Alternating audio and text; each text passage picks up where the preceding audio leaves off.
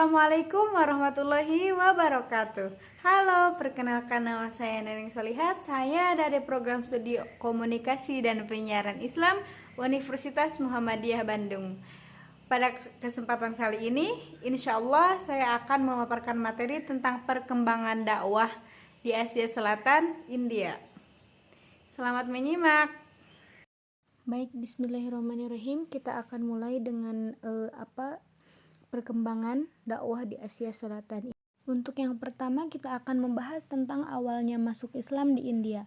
Ketika India masih mengadopsi peradaban dengan sistem kasta, Hinduisme, Brahmatik dan keyakinan Buddha yang didominasi oleh elit Rajput dan elit politik Hindu lainnya, Islam datang dengan suasana baru dalam bentuk sebuah peradaban yang telah berkembang yang diwarnai dengan budaya pertanian, urbanisasi, dan keagamaan yang telah terorganisir secara mapan.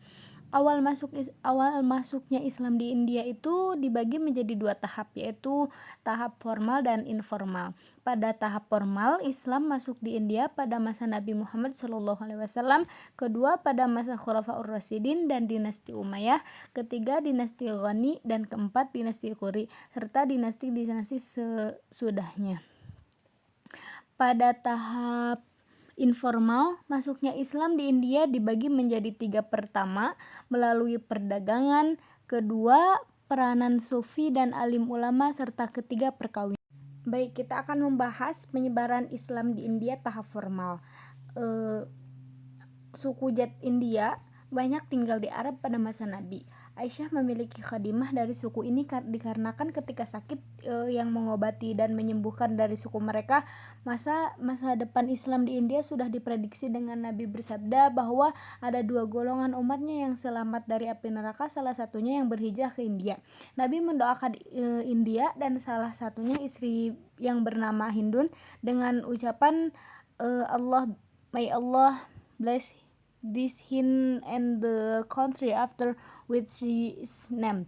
Nabi di tahun 630 sampai 631 Masehi mulai membuka hubungan dengan negara luar dengan mengirimkan dan menerima utusan baik dari dalam maupun luar negeri. Di masa ini Raja Kadangalur, yaitu Sereman Perumal dari pantai Malabar, datang mengunjungi Nabi dan memeluk agama Islam. Yang kedua, yang tadi pas zaman Nabi Muhammad gitu. Nah, yang kedua ini masa Khulafaur Rasyidin.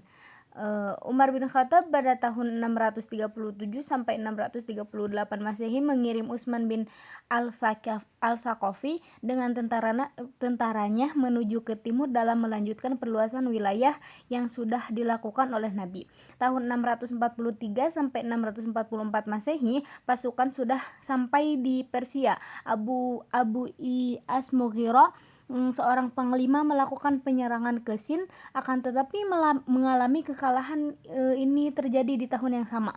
Kekalahan ini disebabkan karena kapal dari bala bantuan yang dikirim untuk Mughirah tenggelam di Teluk Persia.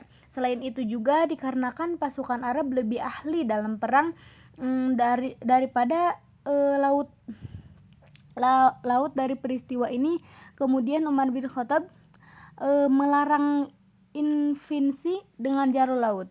Abdullah bin Amr radhiyallahu an di tahun yang sama berhasil menguasai Khirman, Sizistan sampai ke Mekran untuk menyiarkan Islam dan memperluas kekuasaan. Untuk selanjutnya ada dinasti Ghazni. Setelah penaklukan dan penyebaran Islam yang dilakukan oleh Qasim, kemudian penaklukan wilayah dihentikan oleh Khilafah Umar bin Abdul Aziz yang lebih difokuskan dengan dakwah agamanya. Kemudian pada tahun 961 sampai 962 berdirinya dinasti Ghazni yang didirikan oleh Abd Sultan Mahmud, merupakan sultan yang paling terkenal dengan penyerangan India sebanyak 17 yang semuanya dimenangkan. Ia melakukan penyerangan di India hampir setiap tahun yang menghasilkan penakluk Punjab, Multan, dan sebagian besar India. Dia memiliki usaha yang keras dalam penyebaran Islam di India. Dia juga merupakan sultan muslim yang paling terkemuka yang pernah memerintah India. Dia menjadikan India sebagai salah satu pemerintahan menggantikan negara-negara kecil dan pemerintahan-pemerintahan yang terpecah belah. Motif dari penaklukan Sultan Mahmud bisa dibagi menjadi 3, yaitu motif agama, karena Mahmud telah ditugaskan secara khusus oleh Khalifah Qadir Billah di Baghdad untuk mengambil alih tugas penyebaran agama Islam di India, dan dalam invasinya berkali-kali Mahmud mencoba untuk menanamkan Islam di anak benua tersebut. Selanjutnya motif politik, karena untuk mendirikan suatu kerajaan Asia Tengah, dan untuk tujuan ini ia mengikuti suatu kebijakan penaklukan dan konsolidasi di barat. Kemudian motif ekonomi. Mahmud sedang membutuhkan uang, dan kekayaan India yang luar biasa menarik minatnya terhadap tanah subur Hindustan. Dinasti Ghuri. Invasi Mahmud membuka jalan bagi penakluk India di masa berikutnya, serta ekonomi invasi ini mengakibatkan kekayaan India terkuras. Di samping menopang kejayaan dan kebesaran Ghazni, pada tahun 1173 Mu'izuddin Muhammad ibn Sam atau dikenal dengan Muhammad Ghuri berhasil menguasai Ghazni. Setelah di Ghazni, kuat perhatiannya dialihkan ke India. Kegagalan dalam mendirikan kerajaan di Asia Tengah dan sisa-sisa dinasti Ghazni menjadi penyebab dari dialihkannya fokusnya tersebut. Di samping itu tidak ada kesatuan politik di India. Dalam kondisi tersebut, Ghuri mendapatkan kesempatan emas bagi kesuksesannya. Multan dan Sind berhasil dikuasai, tetapi ia mendapati kesulitan untuk menaklukkan India melalui jalur tersebut, sehingga mengalihkannya ke Punjab yang merupakan pintu masuk ke Hindustan. Pada tahun 1206 Masehi, setelah meninggalnya Mu'izuddin, dinasti ini mengalami pertikaian internal. Sekelompok prajurit Turki Ghuriya memerdekakan diri dari Ghazna, dan Khawarez Shah dapat turun tangan dengan mempersatukan wilayah hukum Ghuriyah ke dalam kekaisaran besarnya sendiri. Namun dominasi Khawarez ini hanya sebentar saja masanya, sebab tak lama kemudian segenap dunia Islam Timur dikuasai oleh Mongol yang dipimpin Chenghis Khan. Lagi pula jenderal-jenderal Turkinya Mu'izuddin terus menjalankan kebijaksanaannya dan tradisi Ghuriyah di India Utara, di mana Qutbuddin Aibik diangkat sebagai penguasa di Lahore oleh salah satu pemimpin Ghuri terakhir, dan mulai muncullah Kesultanan Delhi. Lanjut kita melanjutkan pembahasan, yaitu Kesultanan Delhi. Masjid Quwat al-Islam di Delhi didirikan oleh Qutbuddin setelah ia berkuasa. Selain masjid, ia juga mendirikan Autib Minar. Selain di Delhi, Masjid Raya juga didirikan di Ajmer dengan namanya sendiri yang digunakan. Qutbuddin sangat dikenal dan dengan kedermawaannya.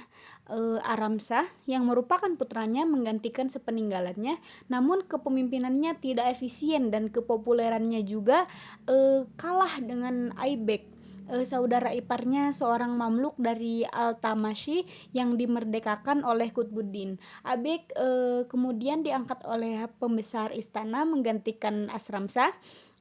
Aibek dikenal sebagai pendiri Mamluk yang sebenarnya.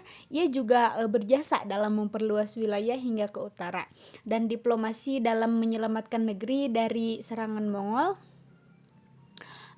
Rajia anak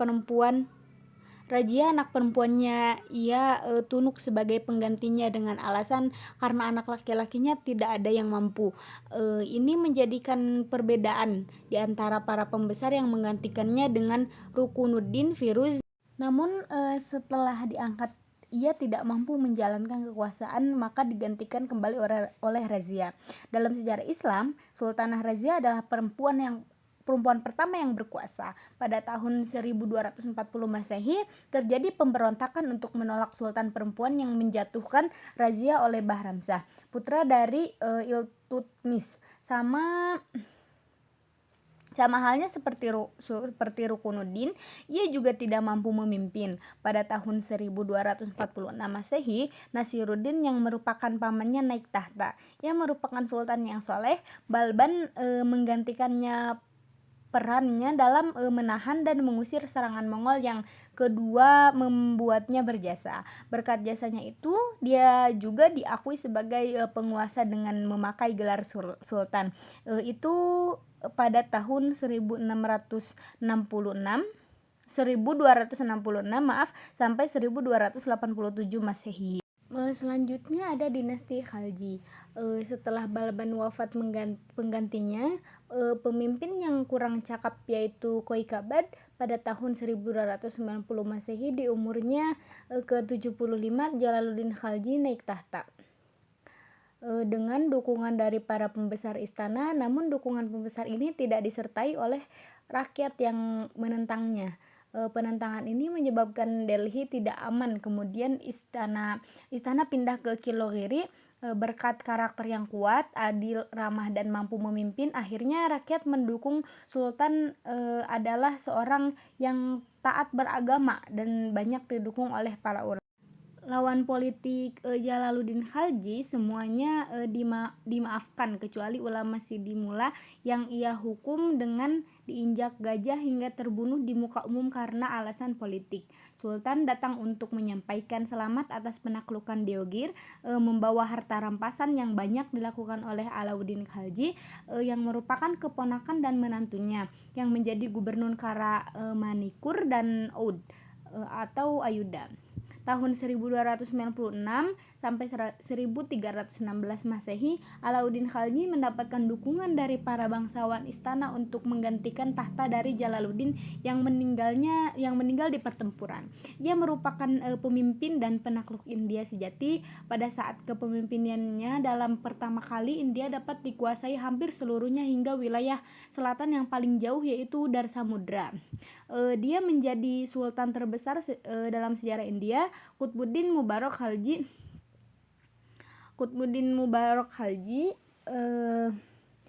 menggantikannya di tahun 1316 sampai 1320 Masehi, dan keluarganya dibunuh oleh Khusro, gubernur Deccan, semula seorang budak Hindu yang merebut tahta. 5 bulan kemudian, Ghazi Malik Tughlaq, gubernur Depalpur, menguasai Delhi dengan membunuh Khusro. Selanjutnya ada dinasti Tughlaq. Ghiyasuddin Tughlaq menjadi gelar Ghazi Malik ketika ia bertahta. Pada tahun 1323 Masehi, ia berhasil menguasai Bidar Waragal. Selain itu, ia juga berhasil menguasai Bangla pada 1324 Masehi. Ia meninggal tahun 1325 Masehi ketika kembali dari Bangla. Juan Khan menggantikannya yang menjadi pemimpin dengan karakter yang kuat dan bergelar Muhammad Ibnu Tughlaq. Dia adalah tokoh penting dalam sejarah Islam Asia. Masa perdamaian dan kemakmuran kesultanan ini terjadi pada tahun 1325 sampai 1335 Masehi. Karena pada tahun 1335 sampai 1351 Masehi terjadi kekacauan dan pemberontakan di Bengal, Gujarat, Sind, dan Deccan. Pemberontakan di tahun 1351 Masehi membuatnya ia meninggal. Kekuasaan yang dilanjutkan oleh sepupunya Firuzah yang berhasil meredam pemberontakan di Sind dan penyerangan Mongol. Ia juga berhasil memimpin kesultanan dengan tanpa adanya peperangan, namun ia juga tidak melakukan penaklukan. Tentaranya lebih banyak digunakan untuk menghadapi pemberontakan. Pada tahun 1388 ia meninggal dan tidak ada yang mampu melanjutkan kepemimpinannya hingga Nasiruddin Muhammad Tughlaq menjadi penguasa terakhir yang menyebabkan Delhi dikuasai Khizr Khan serta utusan timur di Delbalpur dan Multan. Lanjut, di sini ada dinasti Sayyid. Dinasti Sayyid didirikan oleh Khizr Khan karena ia mengaku keturunan dari Nabi. Ia menjadi pemimpin yang alim dan pemberani dan meninggal pada tahun 1421 Masehi. Penggantinya yaitu Mubarak Shah sukses menjadi pemimpin yang baik pada tahun 1434 Masehi. Ia terbunuh oleh seorang bangsawan bernama Sardarul Mulk. Mubarak Shah kemudian naik tahta menggantikan pamannya pada saat kepemimpinan kepemimpinannya ia menangkap dan membunuh Sardarul Mulk untuk membalaskan kematian pamannya.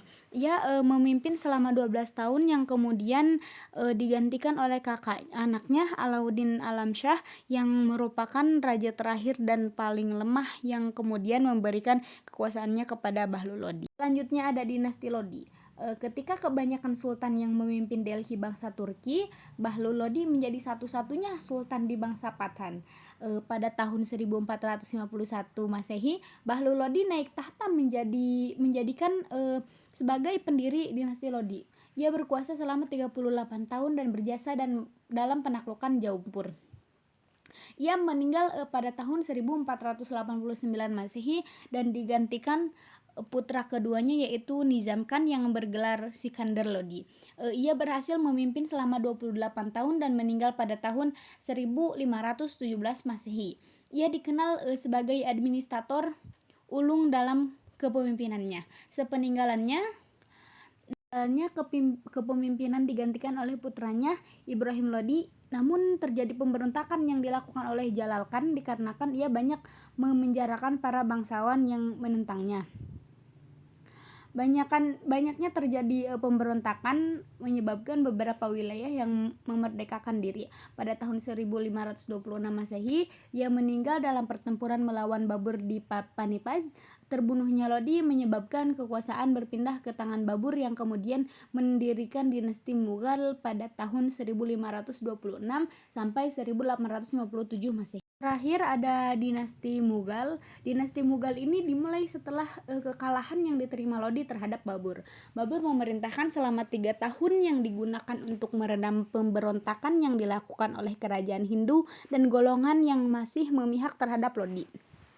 Setelah meninggalnya Babur, kekuasaan diserahkan kepada putranya Humayun. Humayun memerintahkan dibagi 2 periode. Yang pertama pada tahun 1530 sampai 1539 Masehi. Pada masa ini banyak terjadi pemberontakan yang akhirnya Sherkan Suri dapat menyingkirkan Humayun yang kemudian melarikan diri ke Persia. Di sana ia membangun kekuatan yang kemudian pada tahun 1555 Masehi ia berhasil merebut kembali. Namun pada tahun 1556 Masehi ia meninggal dan digantikan oleh putranya Jalaluddin Muhammad Akbar.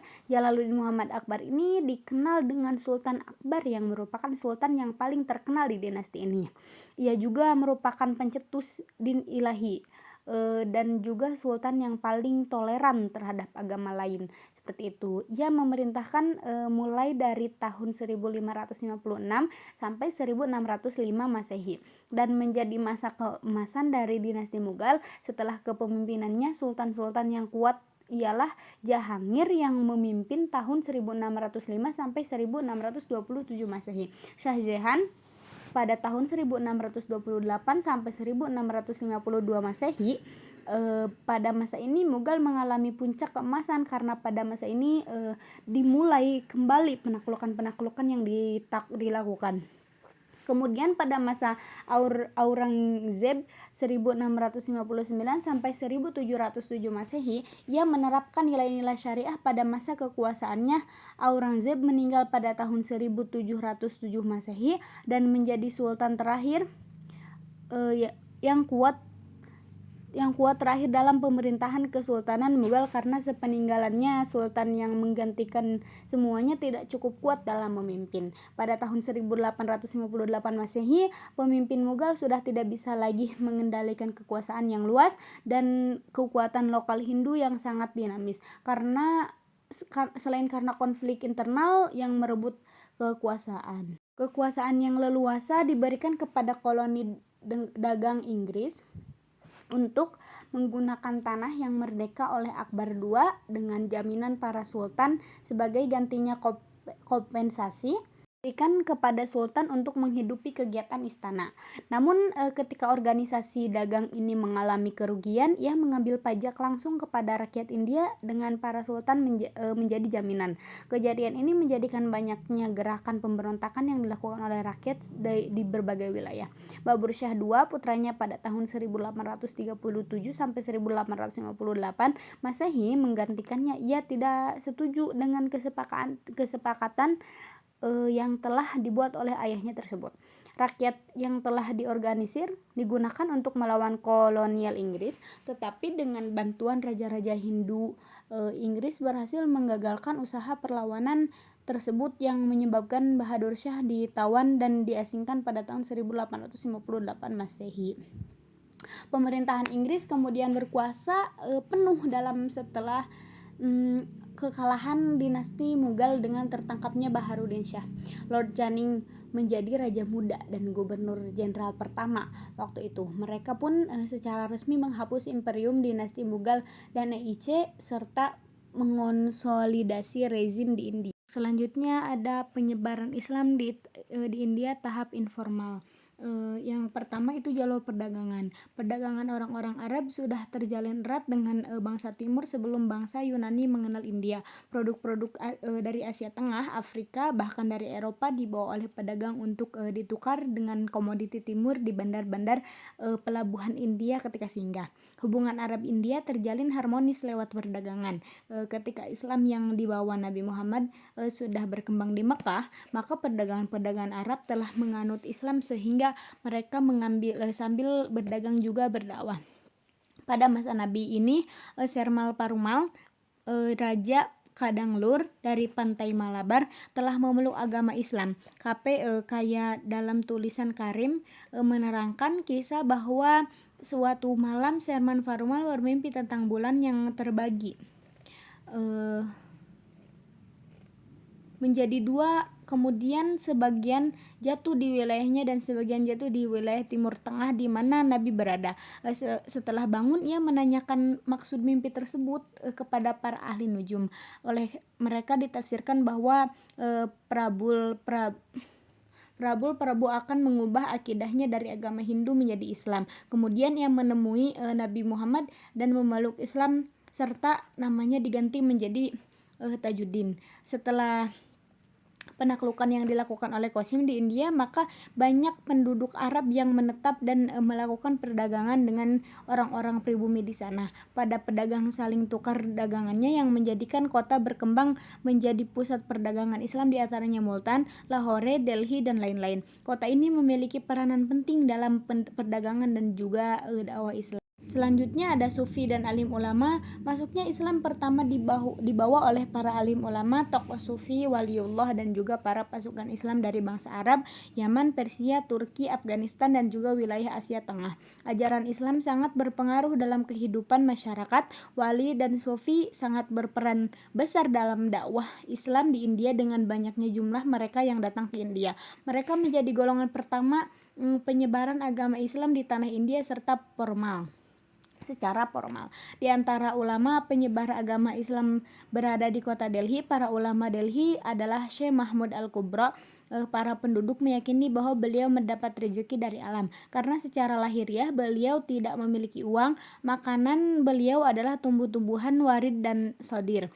Namun karena banyaknya karomah beliau sering menyedekahkan emas, perak, dan pakaian. Kemudian Syekh Alauddin An-Naili, beliau sahabat karib Syekh Nizamuddin Al-Bazwani. Setiap hari Jumat ia sering memberikan nasihat kepada masyarakat sehingga banyak orang yang bertaubat berkat bimbingan beliau. Kemudian Syekh Syaharuddin Al-Khurani, beliau sering puasa setahun penuh, sering bangun malam, dan menjauhkan diri dari kemewahan dunia. Baju yang beliau pakai adalah sejenis mantel yang lusuh, tetapi yang datang berkunjung kepada beliau adalah para sultan dan penguasa. Kemudian Syekh Kamaluddin Abdullah Al-Ghairi, beliau adalah sosok yang alim, ahli ibadah, wara, dan tiada duanya di masa hidup beliau.